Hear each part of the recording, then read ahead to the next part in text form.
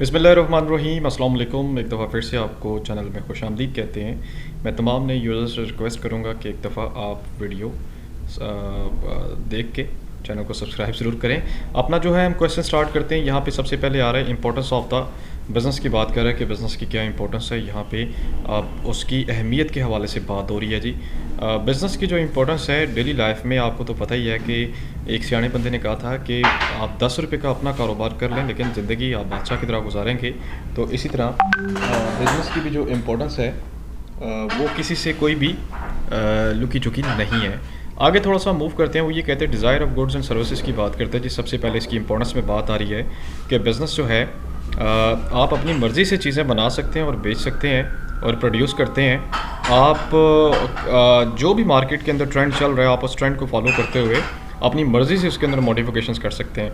यानी आप देखते हैं, आप कुछ लोग अपने बिज़नेस को एक्सपेंड कर लेते हैं क्योंकि उनका अपना होता है, और कुछ लोग अपने बिज़नेस को क्या करते हैं, शॉर्ट कर लेते हैं क्योंकि वो बिज़नेस मार्केट में इतना एक्टिव नहीं होता। Goods and services at door की बात कर रहे हैं जी। अक्सर औक़ात बिज़नेसेस का फ़ायदा ये भी होता है कि डोर स्टेप देखते नहीं, आप अपने घरों से बाहर निकलते हैं जब सोसाइटीज़ में होते हैं तो हर आपको स्टेप के ऊपर दुकानें मिलती हैं, छोटे छोटे स्टोर मिलते हैं, सब्ज़ी की दुकानें होती हैं, इलेक्ट्रॉनिक्स की मिल जाती हैं कि आपके लिए ईजी होता है, आपको ज़्यादा दूर नहीं जाना पड़ता।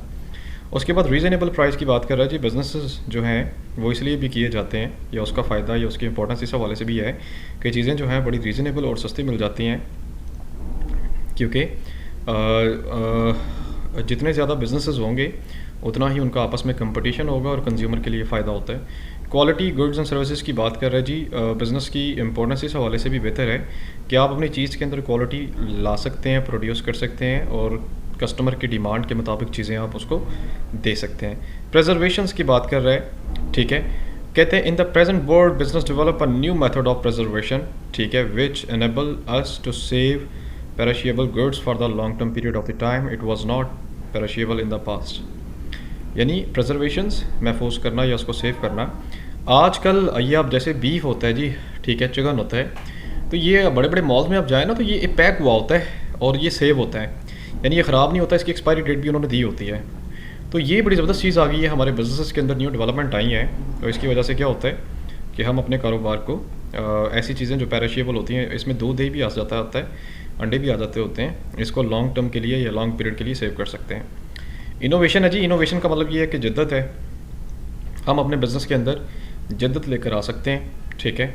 और इसके साथ साथ मतलब कि इनोवेशन दो चीज़ें होती हैं ना, एक होता है इन्वेंशन और एक होता है इनोवेशन। इन्वेंशन का मतलब क्या है, इजाद, और इनोवेशन का मतलब क्या है, जिद्दत, मतलब कि उसमें टेक्नोलॉजी आप ऐड करते हैं, थोड़ी सी मॉडिफिकेशंस आप करते हैं। तो बिज़नेस जो है जैसे जैसे वक्त गुजरता जाता है, लोग जो हैं उनकी डिमांड्स, उनके सोच का लेवल, उनका वीन बढ़ता जाता है, वो अपने कारोबार के अंदर तब्दीलियाँ लेकर आ सकते हैं।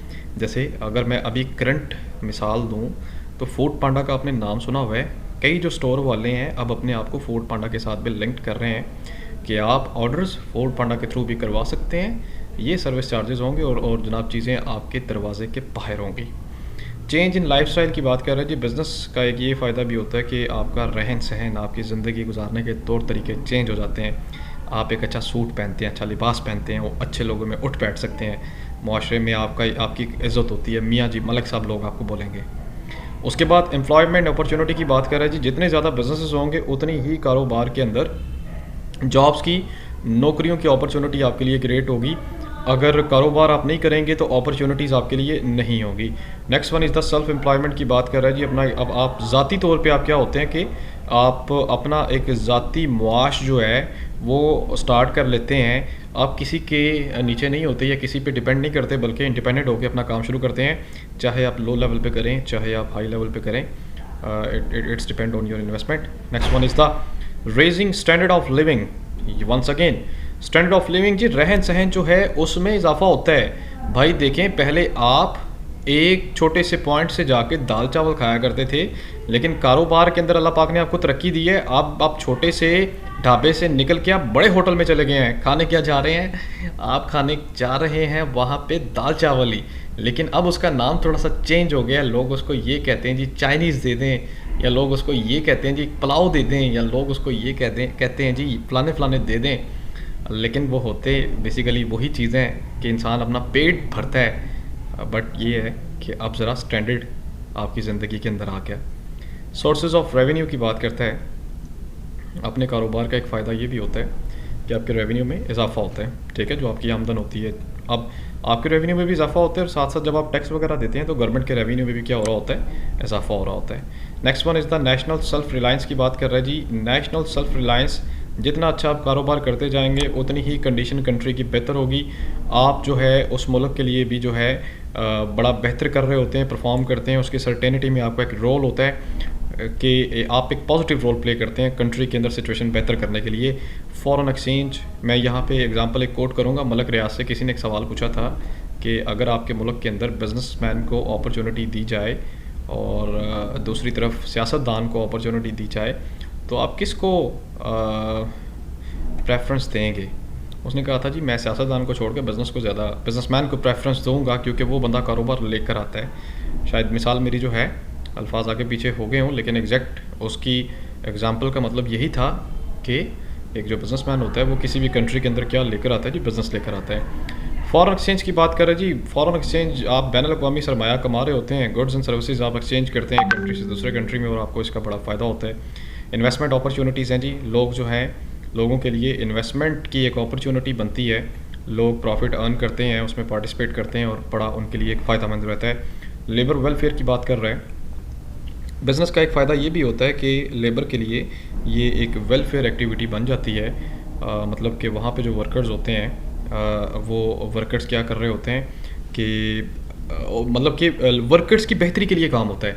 मैं बेसिकली गुजरांवाला से बिलोंग करता हूँ, मैं आपको एक इसकी एग्जांपल दूंगा। जो फैक्ट्री आपने सुना हुआ है ना, ये वाटर टाउन वाले साइड पे है, ये वहाँ पे बेसिकली उसकी मेन फॉर्म है और उसकी एक पैकिंग डिपार्टमेंट है जो जिना रोड के ऊपर है। तो मेरा वो स्टूडेंट था, मैंने उससे बात की, मैंने कहा यार आप उसको भी वहाँ पे क्यों नहीं शिफ्ट करते, आपकी ट्रांसपोर्टेशन कॉस्ट जो है वो सेव हो जाएगी।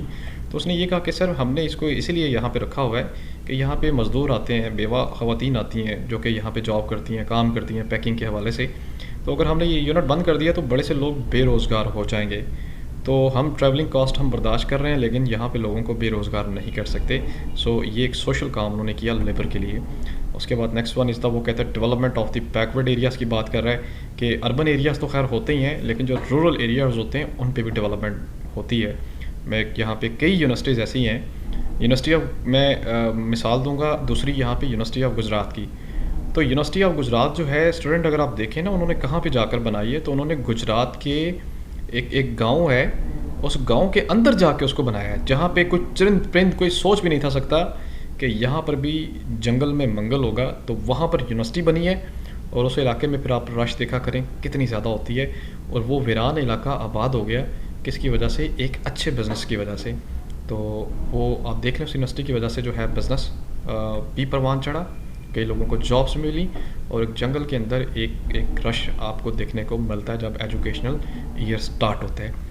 नेक्स्ट वन इज़ द, वो कहते हैं डेवलपमेंट ऑफ दी, अच्छा ये हो गया। उसके बाद कहते हैं use of the natural resources. जब भी आप कोई बिज़नेस करते हैं किसी अर्बन एरिया में, आप कोशिश करते हैं कि नेचुरल रिसोर्सेज इस्तेमाल करें। अच्छा नेचुरल रिसोर्सेज जब ये होता है कि बात आती है ना हमारे दिमाग में फौरी तौर पे गैस कोयला वो आ जाती हैं चीज़ें, सोना शोना आ जाता है। भाई लाजमी बात वो नहीं है, नेचुरल रिसोर्सेज में आपकी लेबर भी आ सकती है, ठीक है। आपके रिसोर्सेज यानी ये लेबर जो है ये रिसोर्स की शक्ल में भी होती है, यानी आपको लोग अगर सख्त जान मिल जाते हैं और कम मुआवजे पे मिलते हैं तो आप इसको भी नेचुरल रिसोर्स ही समझें एक हिसाब से, ठीक है, कि लोग जो है आप ज़्यादा बात नहीं करते उस पर। नो डाउट पानी, बिजली, गैस और दूसरी जो फैसिलिटीज़ हैं जो अल्लाह पाक ने आपको दी हुई हैं, ये भी किसी नेमत से कम नहीं है, लेकिन एक इंसान के जिस्म के अंदर जो क़ुव्वत है और सलाहियत है जो सोचने की, ये भी किसी नेमत से कम नहीं है। तो अगर आप इसका भी यूटिलाइज़ करते हैं, इस्तेमाल अच्छे से करते हैं, तो वो भी एक नेचुरल चीज़ आपके पास कलेक्ट हो जाती है।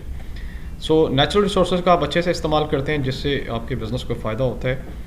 Development of the international relationship की बात कर रहे हैं, आप कोशिश करते हैं कि अपने बिज़नेस की मदद से बैनुल अक़वामी जो रिलेशनशिप है या जो ताल्लुकात हैं वो आप वो करें, क्रिएट करें। जैसे अगर पाकिस्तान चाइना से, पाकिस्तान चाइना का नाम तो लेते हैं कि बड़े अच्छे ताल्लुकात हैं, पाक चाइना भाई भाई का नारा भी लगाते हैं, दोस्त का नारा भी लगाते हैं। सो उसकी रीज़न क्या है, जो उसकी रीज़न ये है कि हम वहाँ से सबसे ज़्यादा चीज़ें इंपोर्ट करवाते हैं चाइना से, और पाकिस्तान वो वाहिद एक सर्वे हुआ था जिसमें ये रिज़ल्ट सामने आए थे कि पाकिस्तान वो वाहिद मुल्क है जो चाइना से सबसे ज़्यादा चीज़ें इंपोर्ट करवा रहा होता है। तो चाइना तो फिर पाकिस्तान को बोलेगा कि भाई ये मेरा छोटा भाई है।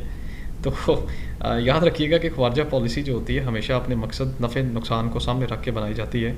जहाँ से आपको फ़ायदा नहीं होता आप उसको किसी भाव में नहीं लाते, और जहाँ से आपको फ़ायदा होता है फिर वहाँ पे आप भाई भाई का या सेम ब्लड का नारा भी लगाते हैं। तो ये वो चीज़ें हैं। तो बाकी स्टूडेंट ये था हमारा क्वेश्चन नंबर 3, जिसमें हमने ये देखा इंपॉर्टेंस ऑफ बिज़नेस, कि एक बिज़नेस की इम्पोर्टेंस जो है वो क्या होती है और किस किस तरह से वो डिफरेंट एरियाज़ को कवर करती है। आई होप कि आपको ये लेक्चर जो है वो कम टाइम पे मिले और समझ भी आ गया होगा। अगर इसमें से कोई बात आपकी पूछने वाली है तो मुझसे आप ज़रूर पूछें, और कोई चीज़ समझ में नहीं आई तो कमेंट सेक्शन में कमेंट करें। I will try to reply you instantly. Video आखिर तक देखने का बहुत शुक्रिया जी। अपना बहुत सारा ख्याल रखिएगा। अल्लाह हाफ़िज़।